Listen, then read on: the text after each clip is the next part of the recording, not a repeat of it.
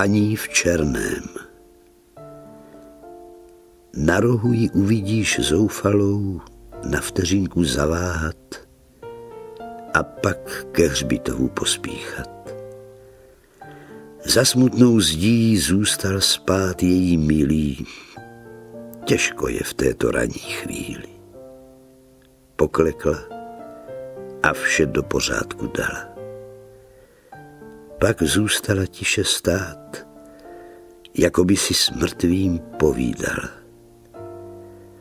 Z dálky, až jsem dolehl hluk života, který se nezastaví a jde dál. Jen paní v černém u hrobu zůstala a slzy se řinou po tváři. Až dopadnou na zem k nohám, velké jako hrách. Proč někdo přichází na svět jenom na pár chvil a opouští ho někdy dřív, než svoje první slova vyslovil? Věřím andělům, že k sobě zvou jen ty, co k nim patří.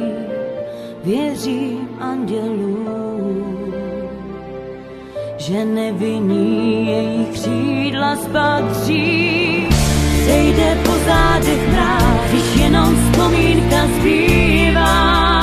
Bolest neutíká, něco odnáší čas, ale něco se skrývá v nás a musíme jít dál a mít svou pevnou víru a věřit andělům.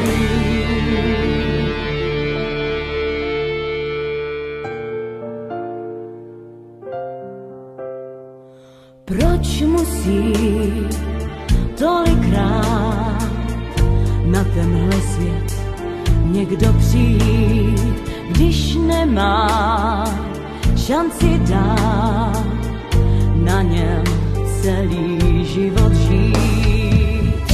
Věřím andělům, že k sobě zvou jen ty, co k nim patří. Věřím andělům, že nevinní její křídla spatří. Přejde po zádech mráz, když jenom vzpomínka